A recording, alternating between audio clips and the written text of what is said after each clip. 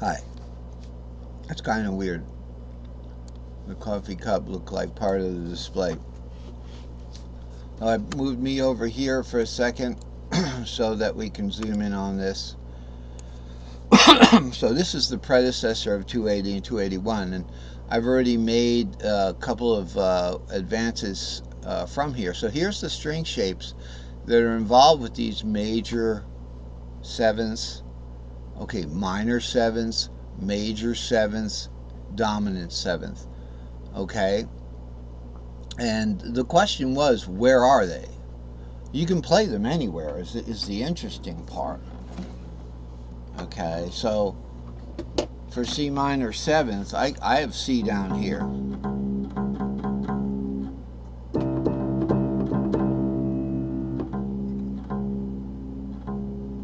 Okay, so I can play my C major seventh just by going root to 3. The E is the string shaped by the root 7, root 2. Okay, so the long patterns, as you know, are the long patterns are root 2, 3, 4, 5, 5, 6, 7, root 2, 3, 4, 5, 6, right? So it's 5, 6, 7, root 2, 3, 4, 5, 6. So I call those patterns by their note. So it's 5, and it's part of the A string shape, so I call it A5 extra long. And then we go to E root extra long. Then we go to F or 4, okay, 4C extra long. So here's the string shapes for the C down here is like root 3 and then 5, 7 on the next string.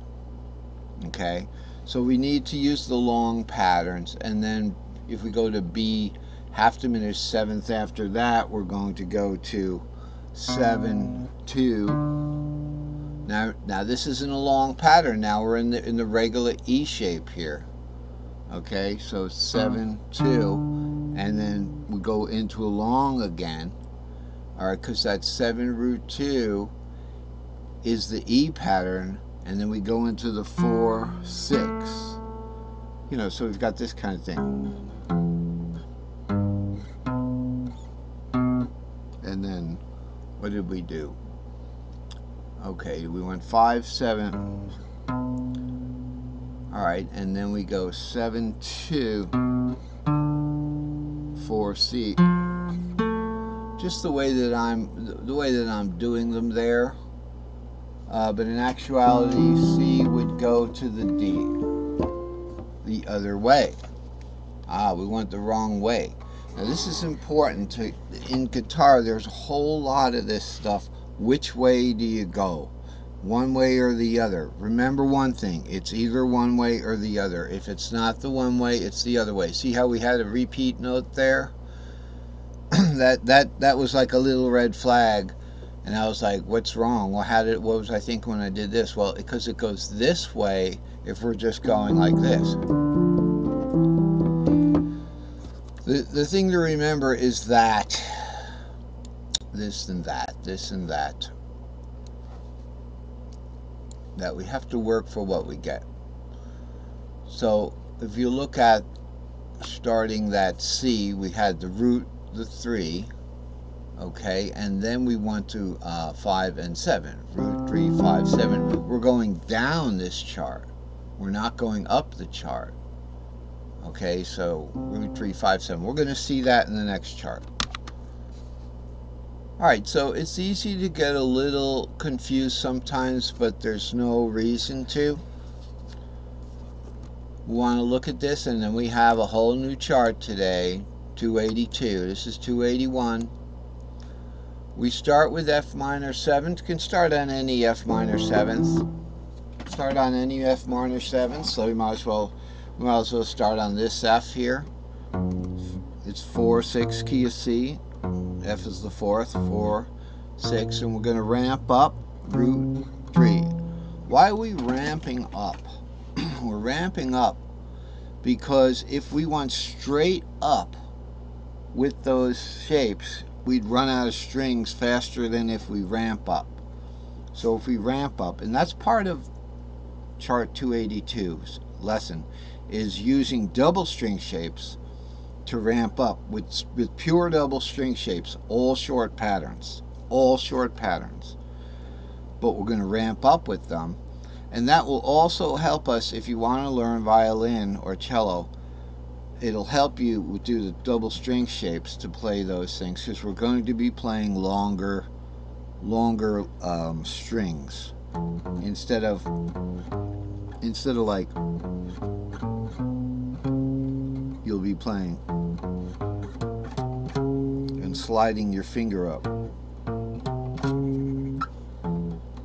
So you can slide this one if you know what you're going to do. See how you got that with the slide over the half. You know there's going to be a half step sooner or later. So looking at the F minor 7th, major 7th, we're going to ramp up to get more mileage out of the pattern 4, 6, and then root 3, and then 5, 7, and then 2, 4, and then 6. Now we've warped up here between the B and the G string, so it looks like it's going way up, right? 6 to root, and then 3 to 5. So we started here and we ended up here. Let's see how far we could get along just playing those without ramping, trying to stay in the same cage. So here's 4, 6. Well, right there we're out of the same cage. So what we want, sorry, that was the, here's the 4, which we're in F.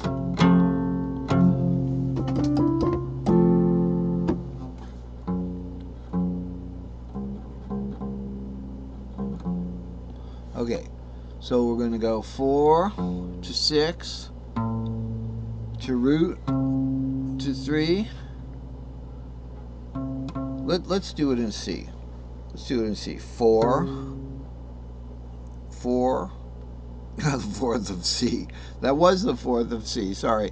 4, 6, root, okay, and then 3, and then 5, and then 7, 5 to 7, then to 2, and then to 4.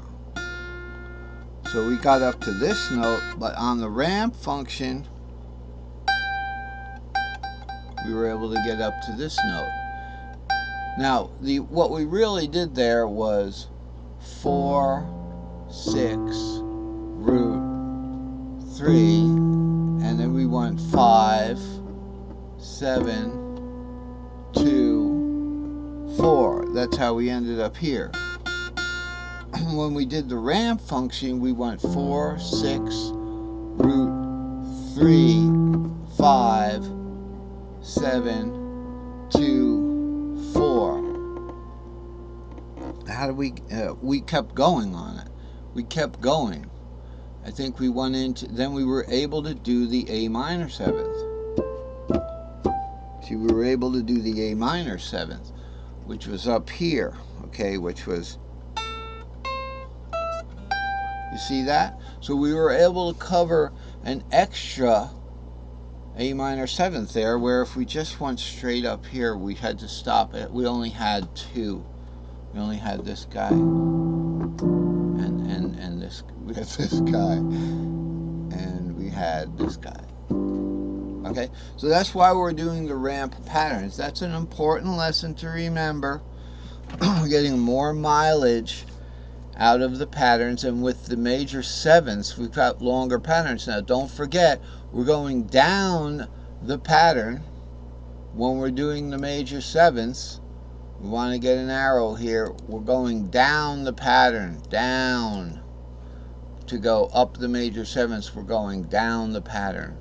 Remember that. So 4 goes to root, goes to 5, instead of 5 going to root, going to 4. It goes pentatonically, not diatonically. This is diatonic, but going down, we're going pentatonic. Isn't that interesting? I find it.